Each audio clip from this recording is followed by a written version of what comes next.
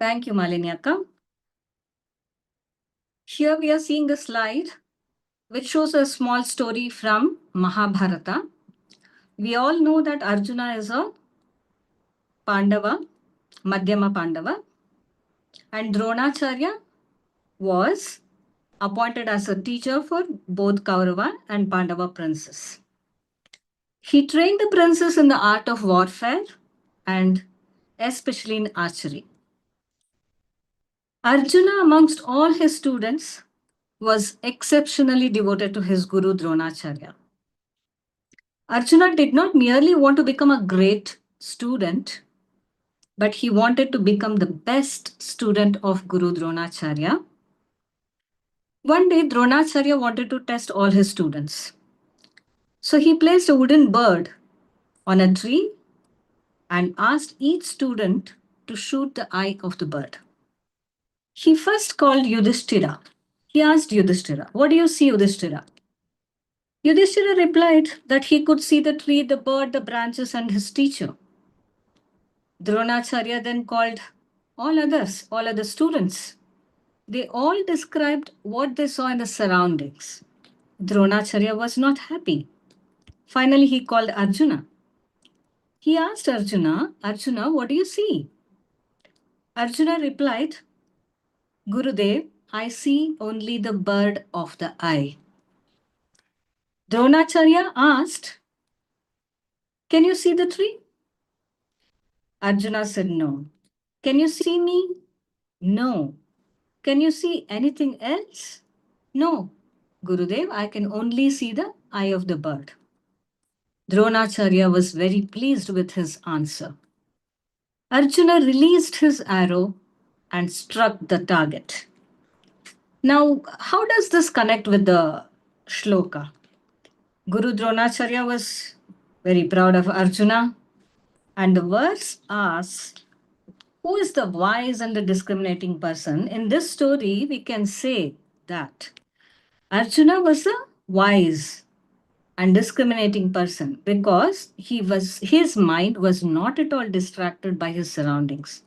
He very carefully listened to his instructions of Guru, and he realized what was his goal, that was shooting the eye of the bird. So his full concentration went on only seeing the eye of the bird. He knew very well that my goal is the target. In spiritual life too, a person with viveka knows what is truly important. We may have many distractions in life. We may have wealth, fame, possessions, prize, entertainment, competition, lot many things. But the person with viveka always asks himself, what is valuable in life? What is the goal? And his viveka will enable him to decide what is right and what is wrong. So what's the moral we are learning from this story? Listen to the Guru carefully. Practice what he says. If he says there is a mistake and he points out you to correct it. And follow the instructions of Guru sincerely and carefully. This is the opposite of avadhirana gurushu. That means disregard or disrespect towards the Guru. Arjuna understood that his Guru was the means through which he can attain his strategy or his goal in life or mastery in his life by listening and respecting to his Guru. Can we go to the next slide, please?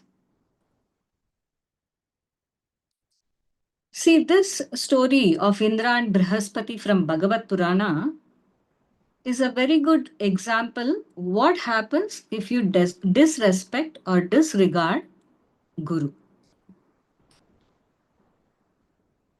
Once what happened, we all know that Indra is the lord of Devaganas and Brihaspati is the guru for all the Devas.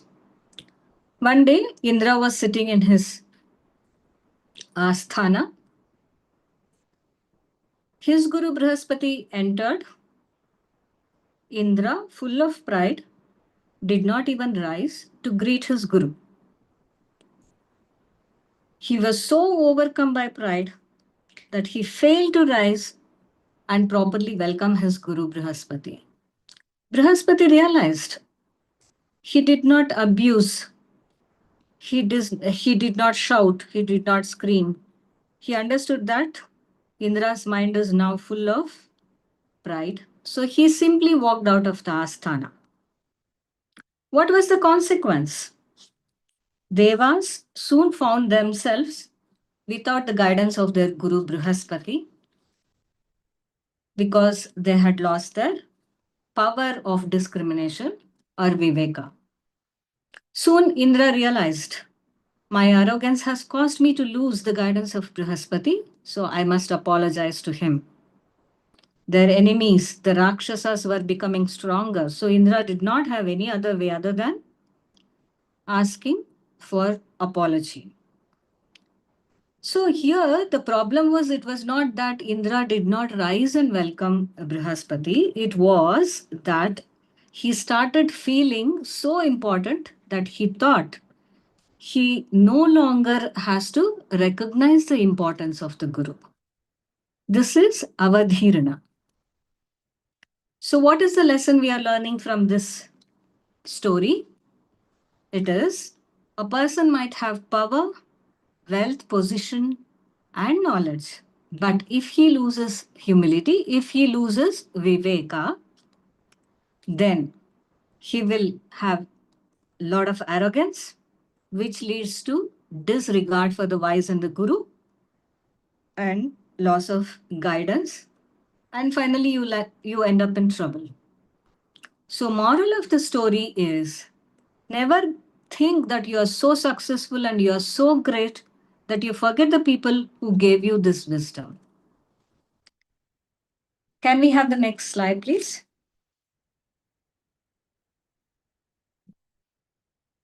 Another example for this is taken from Mahabharata. This is a story of Nahusha, who is a great king, and sage Agastya. Nahusha was a great king, and through his merit, he eventually became Indra. He suddenly possessed enormous power, and this power made him very proud and arrogant. He thought, I'm now the greatest. His humility disappeared. He arranged for great sages to carry his palki. Amongst them was Agastya. He was the most respected sage. When the palki moved slowly, Nahusha became very impatient. He kicked Agastya and ordered him to move fast. This was not simply a bad manners, but it was very, very arrogant behavior towards a senior elderly sage. It revealed complete loss of viveka. Nahusha could no longer recognize the greatness of the sage. So what was the consequence? Agastya cursed Nahusha to become a serpent, and immediately Nahusha fell from heaven and entered Patal Loka, where serpents were living. So the person who had risen so high through his merit fell in a minute because of his ego and disrespect shown towards the sage. The moral of the lesson is, the higher we rise, we should be more humble and we should have more humility.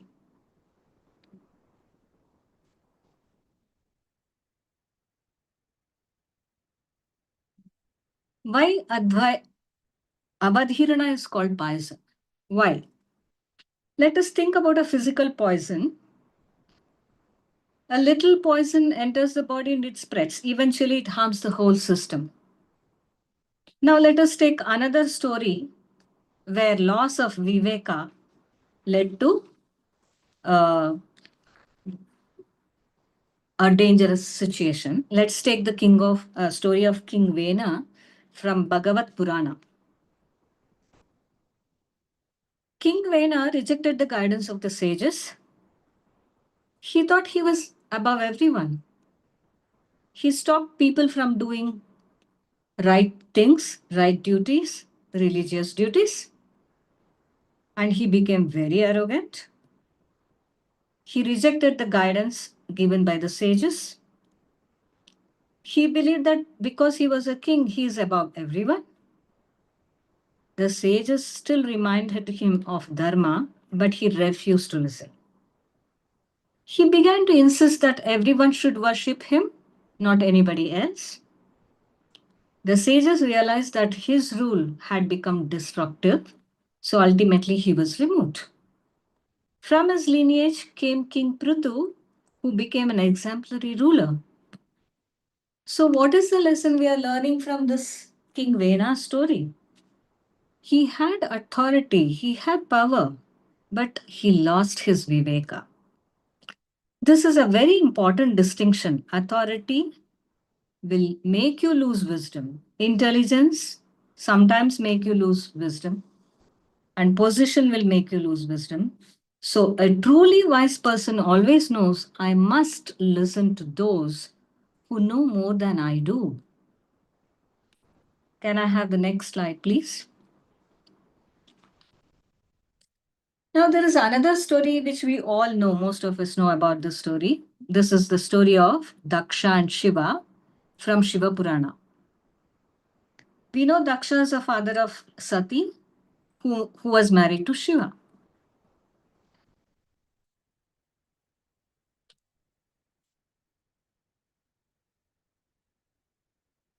Daksha Prajapati, he was a very respected king, and his daughter Sati married Shiva. But somehow Daksha developed a kind of dislike towards Shiva. He failed to appreciate Shiva's spiritual greatness. When Daksha performed a great yajna, he purposefully did not invite Shiva. Sati went to that yajna and she was not able to withstand the disrespect shown towards her husband Shiva. Unable to bear this insult, she gave up her body in the Yajna Kunda.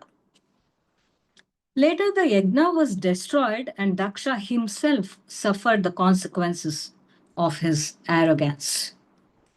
Eventually, he recognized Shiva's greatness. So, what is the lesson here? The deeper lesson is that Daksha had a lot of knowledge and he had a lot of status. But his pride prevented him from seeing the greatness of Lord Shiva. That is the failure of Viveka. A truly discriminating person asks, what is the truth? Whereas an ego-driven person asks, how does this affect my pride? We can also take one more story of Kacha and Śrṛṅkhalā from Mahabharata.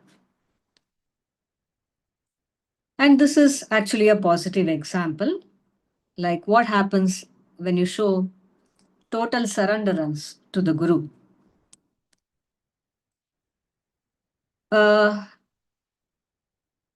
This is the story of Kacha, who was a disciple of Śrṛṅkhalā.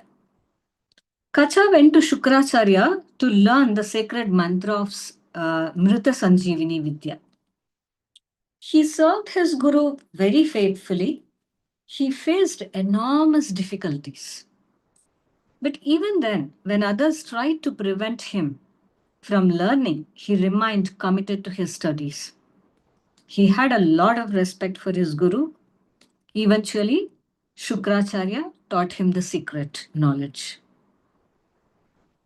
Kacha's attitude was, I'm here to learn, not that I already know everything.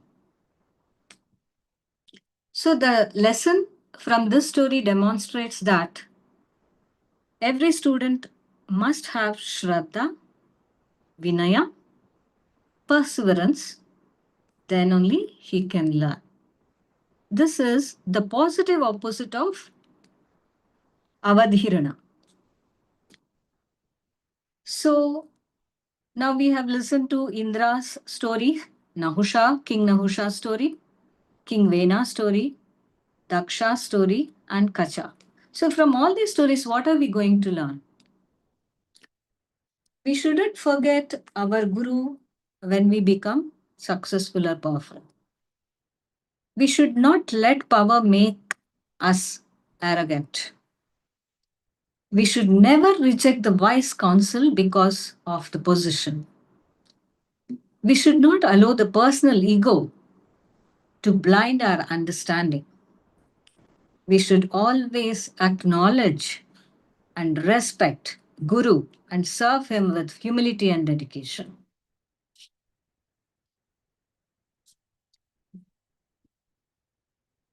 Putting the stories together, we can now understand the two questions. Kaha Pandito Viveki, who is truly wise? One who has Viveka and humility. Kim Vishamu? Kim Visham Avadhirana Gurushu. Disrespect or disregard towards the Guru and the elders is like a poison. Viveka makes us humble, whereas arrogance makes us disrespect the wise. So always disrespect, that means I don't know, I don't need to listen, I know everything, will lead to ego. That is, I know everything, I know better than others. That leads to loss of viveka, that means I can do what I want. Now it has come to arrogance. That leads to wrong action. I make wrong choices, that finally leads to downfall. This is what is nothing but poison. So, what is the final takeaway?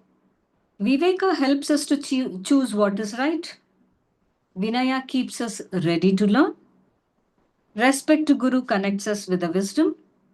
Disrespect and disregard to Guru and elders will poison our life.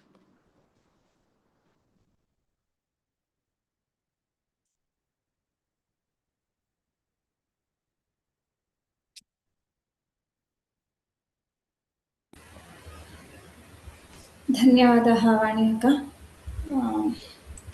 Thank you very much for the wonderful stories that you narrated to all of us. It was really a mind opener, eye opener, both. We have to think at least twice before we do or we speak something to someone. This is the major takeaway that I take for myself. Thanks to all the children. Thanks to all the listeners who made this session really a successful one. And my humble pranams at the lotus feet of the Ubhaya Gurus. Dhanyavada Sarvebhyaha. And before we close this session, if anybody wants to ask any questions, you can raise your hands. Also, ಧನ್ಯವಾದಗಳು. ಶ್ರೀ ಗುರುಭ್ಯೋ ನಮಃ ಹರಿ ಓಂ. ನಮಸ್ತೆ. Namaste. So this session will happen on every Thursday at the same time. Yeah, Dhanyavadaha. If anybody has any queries, any questions, you can raise your hands.